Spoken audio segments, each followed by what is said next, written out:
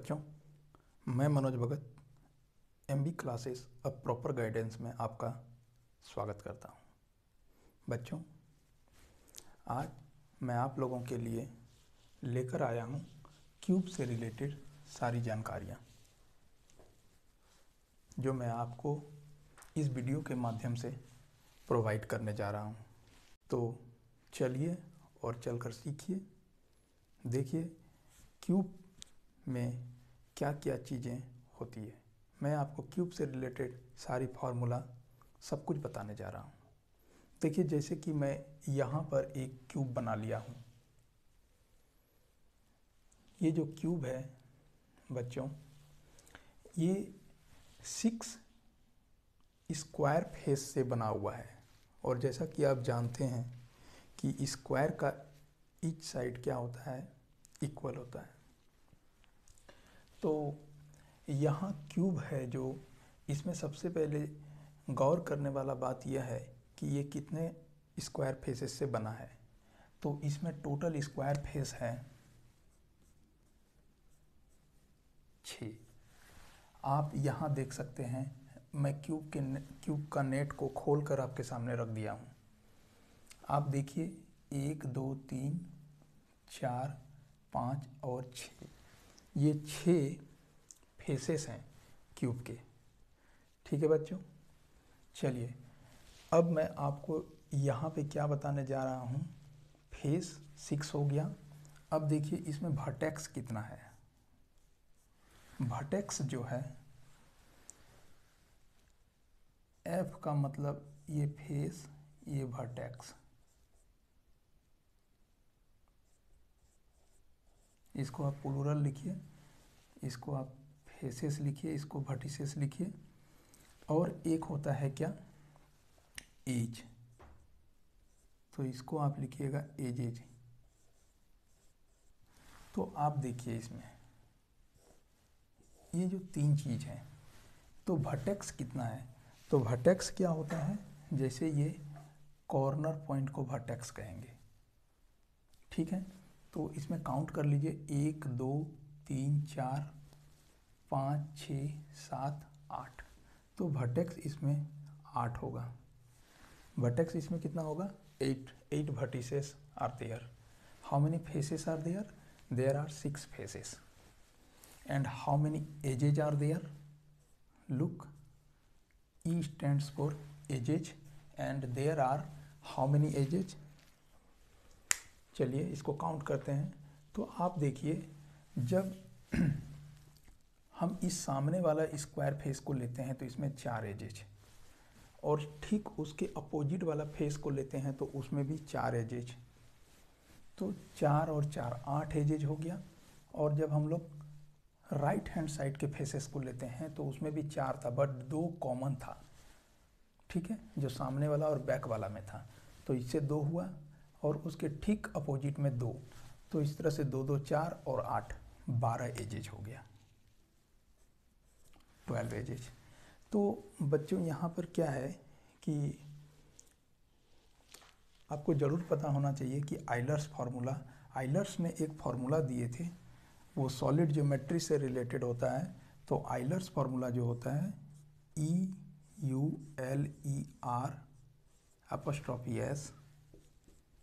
Formula. तो Euler's एक formula दिए थे जिसमें वो बताए थे कि V - E + F हमेशा 2 होगा। ठीक है, अगर सॉलिड ज्योमेट्री पॉसिबल है तो उसमें number of vertices plus number of faces minus number of edges will always be equal to 2। तो चलिए इसको वेरीफाई करके देखते हैं कि क्या जो मैं फेस, वर्टेक्स और एज का नंबर लिखा हूँ उसका डिफरेंस 2 आ रहा है। अगर आ रहा है तो आइलर्स फार्मूला उसको वेरीफाई कर देगा और फेसेस, वर्टिसेस और एजेज मेरा सही हो जाएगा। तो देखिए, look there, vertices is equal to 8 minus edges is equal to 12 plus faces is equal to 6, and here 8 + 6 will be 14 minus 12 is equal to 2. Now look, we get there 2, and hence Euler's formula is verified. तो सबसे पहला चीज़ यहाँ पे Euler's formula को जो बताए, ये आपका जितना भी सॉलिड फिगर है, सॉलिड ज्योमेट्री पे सब में लगेगा। चलिए, ये आयलर्स फार्मूला सभी सॉलिड ज्योमेट्री के फिगर्स के लिए कॉमन है। चलिए, ये जो क्यूब था, इस क्यूब में नंबर ऑफ फेसेस कितना था? 6, और वो कैसा फेसेस था? स्क्वायर फेसेस था। तो क्या हम इसको लिख सकते हैं, ये साइड ए और ये साइड भी ए, और देखिए ये ए हो गया, ये ए हो गया, मतलब सारा साइड इसका तो ए ही होगा ना। तो बस 3 को दिखा दिए।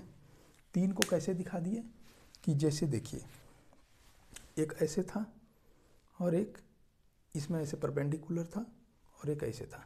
तो ये 3 को दिखा दिए। सभी इसमें, मतलब इसमें जितना भी एजेज है, 12 एजेज है, सभी 12 एजेज क्या होंगे? ए लेंथ के होंगे। चलिए, अब इसका नेक्स्ट जो है मैं आपको बताने जा रहा हूँ, वो है लेंथ ऑफ डायगोनल। ठीक है, तो हम लोग आज देखेंगे सबसे पहला length of diagonal.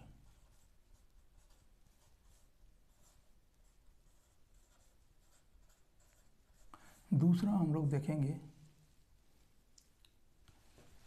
Lateral surface area.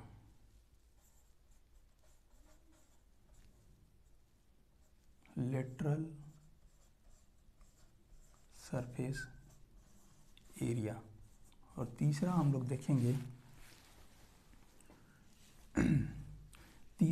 देखेंगे टोटल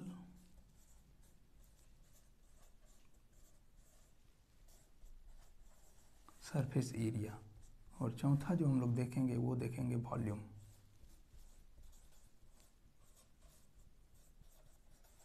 सभी क्यूब से रिलेटेड है। ठीक है, तो चलिए, यही 4 चीज़ होता है जो एग्ज़ाम में हमेशा पूछा जाता है। तो ये 4 फॉर्मूला अभी के बाद अब आपको मेमोराइज करने का ज़रूरत नहीं होगा, बस आप प्रोसेस को फॉलो कीजिए। और ये चारों फार्मूला, आयलर्स फार्मूला तो होता ही है, ये याद रखने वाली बात है। आयलर्स फार्मूला आपको मेमोराइज रखना होगा, लेकिन ये जो 4 फार्मूला है, इसको मैं अभी आपसे डील करने जा रहा हूँ, और फिर आप देखिएगा, you guys will never forget. So let's go ahead. Okay, so first is what? First is length of diagonal. Length of diagonal.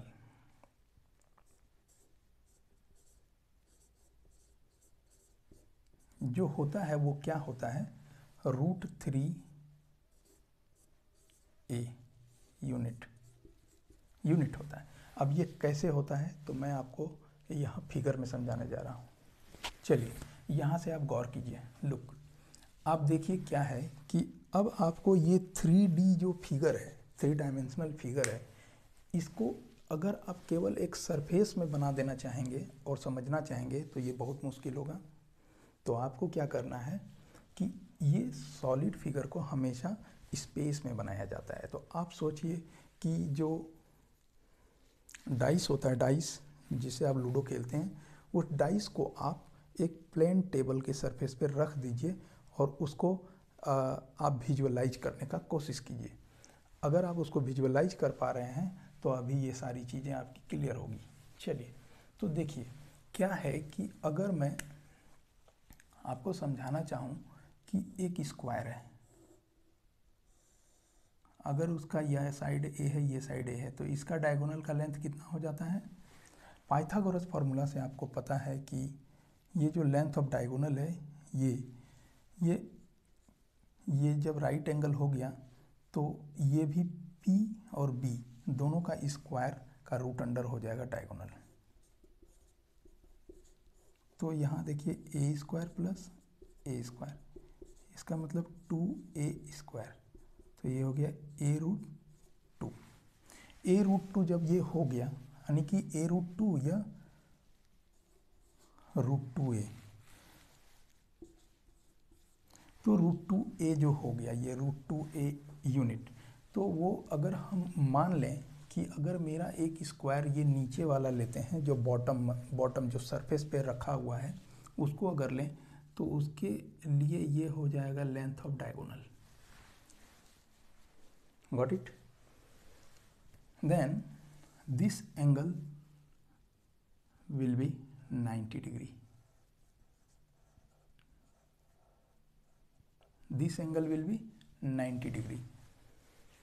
And here we must apply Pythagoras theorem, this one, and the length of this line, it will be diagonal of the faces which is on the surface of table, and it will be √2a. √2a. चलिए ये क्या हो गया, √2a हो गया. अब आप देखिए ये जब √2a हो गया तो मेरा बेसिक पर्पस क्या है कि जो क्यूब है ना, क्यूब का डायगोनल निकालना है. ठीक है, क्यूब का डायगोनल निकालना है. तो क्यूब का डायगोनल अगर मैं इस वर्टेक्स को पकड़ूं तो इसका अपोजिट वर्टेक्स ये बन रहा है.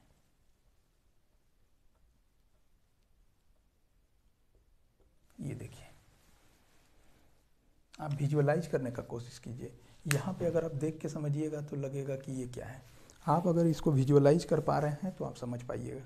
ठीक है, तो अब देखिए कि इसमें क्या रहा है कि अगर इस लेंथ को, अगर इस वर्टेक्स को इस वर्टेक्स से ज्वाइन करा देते हैं तो ये क्यूब का डायगोनल बनता है. तो क्यूब का डायगोनल को आप कंसीडर करिएगा तो आप जानते हैं कि ये एंगल कितना हो जाता है. ये जो एंगल है ये एंगल 90 डिग्री होगा.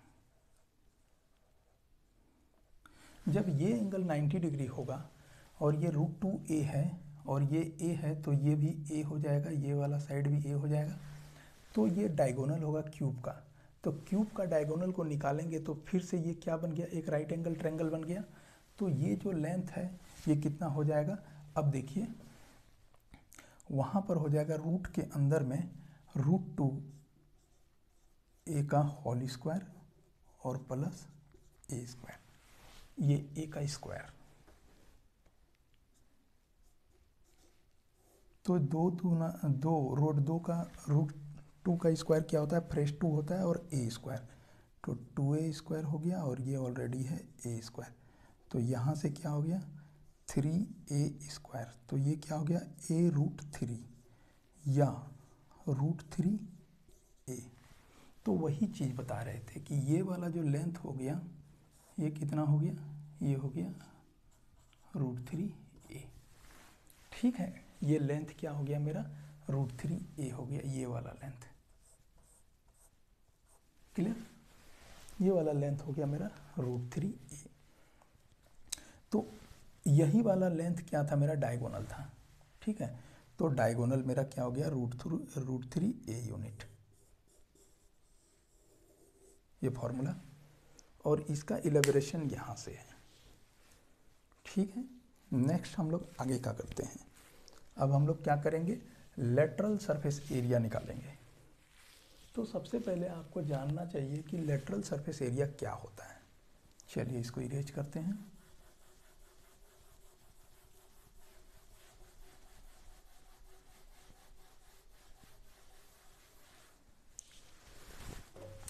तो सबसे पहले ये जानना होगा कि लेटरल सरफेस एरिया क्या होता है. तो लेटरल सरफेस एरिया का मतलब होता है area of 4 wall. Area of 4 wall. Lateral surface area का मतलब होता है एरिया ऑफ 4 वॉल्स. ठीक है, तो एरिया ऑफ 4 वॉल्स निकालना है. तो आप देखिए एरिया ऑफ 4 वॉल्स कैसे निकालेंगे.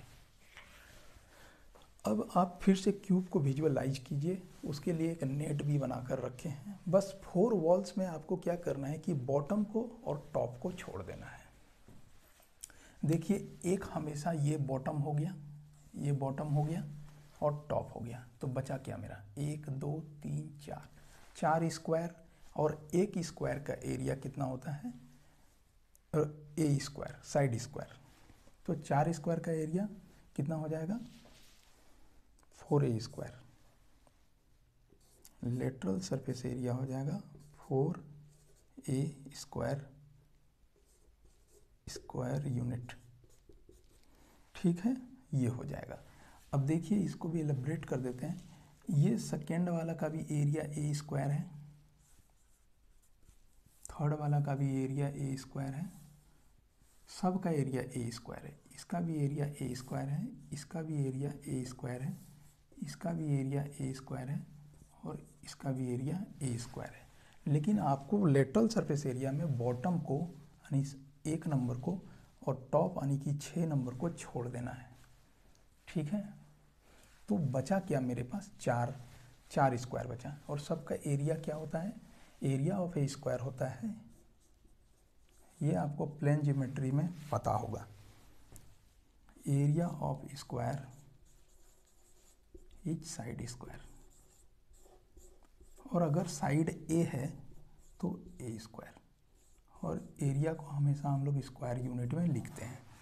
तो इस तरह से मेरा लेटरल सरफेस एरिया का फॉर्मूला क्या हो गया, 4a स्क्वायर। चलिए थर्ड नंबर का करते हैं। थर्ड नंबर में क्या करेंगे, टोटल सरफेस एरिया। अगर आपको लेटरल सरफेस एरिया समझ में आ गया तो टोटल सरफेस एरिया भी समझ में आ जाएगा। तो टोटल सरफेस एरिया के लिए क्या करेंगे, जितना सरफेस था स्क्वायर में सबको ले लेना है। तो 6 फेसेस था, यानी कि फेसेस जितना था उतना ही सरफेस होगा। तो पूरा क्यूब को हम 6 फेसेस को ही टच कर पाएंगे, तो 6a स्क्वायर हो जाएगा, और ये हो जाएगा स्क्वायर यूनिट। अब नेक्स्ट देखिए मेरा क्या है, नेक्स्ट है मेरा वॉल्यूम। तो वॉल्यूम होता है ए क्यूब क्यूबिक यूनिट। ए क्यूब क्यूबिक यूनिट कैसे होता है, ए क्यूब क्यूबिक यूनिट, बस ये बताने जा रहे हैं। इसको समझिए और आपका क्यूब खत्म हो गया।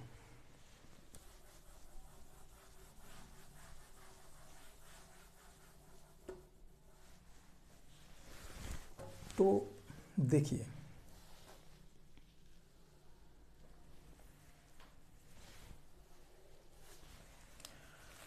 इसको समझने के लिए वॉल्यूम का फॉर्मूला आपको एक याद रखना चाहिए। क्या, वॉल्यूम का एक फॉर्मूला होता है जो आपको याद रखना चाहिए। वो फॉर्मूला क्या है मैं आपको बताने जा रहा हूँ। देखिए मैं यहाँ लिख रहा हूँ, volume is equal to area of base into height. Area of base into height. अगर आप इस फॉर्मूला को याद रखे हैं तो आप वॉल्यूम क्यूब का निकाल पाएंगे। तो चलिए मैं आपको बता रहा हूँ कैसे निकालना है। तो देखिए क्या है कि ये जो क्यूब है यहाँ थोड़ा सा रफ हो चुका है, तो इसका एक डायग्राम मैं यहाँ फिर से ड्रॉ करता हूँ। ठीक है, और ये मेरा रफ डायग्राम होगा।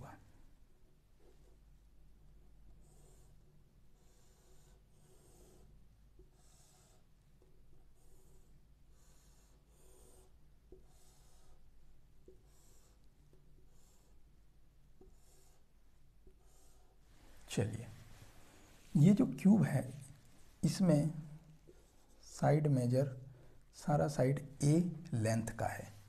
तो देखिए क्या है कि क्या बताए कि एरिया ऑफ बेस, वॉल्यूम का फॉर्मूला क्या है, एरिया ऑफ बेस। अब आप इस क्यूब में बेस को देखिए, जो टेबल में रखा हुआ है वो वाला सरफेस ये है, ये वाला है। तो आप जानते हैं कि उस सरफेस का एरिया कितना हो जाएगा, ए स्क्वायर इंटू इसको किससे करना है, हाइट से करना है। तो हाइट उसके लिए ये वाला होगा या ये वाला होगा, लेकिन सारा साइड का लेंथ तो ए है ना, तो यहाँ पर ए वापस लिख देंगे। और ए स्क्वायर और ए होता है ए क्यूब। ठीक है, जब क्या होता है बेस सेम होता है तो पावर ऐड हो जाता है। तो यहाँ पर पावर 1 है तो 2 + 1 3 क्यूबिक यूनिट। तो देखिए इस तरह से क्या हो गया, वॉल्यूम हो गया मेरा a cube cubic unit. So I hope you guys have liked the video and you must support the channel, so please like, share and subscribe.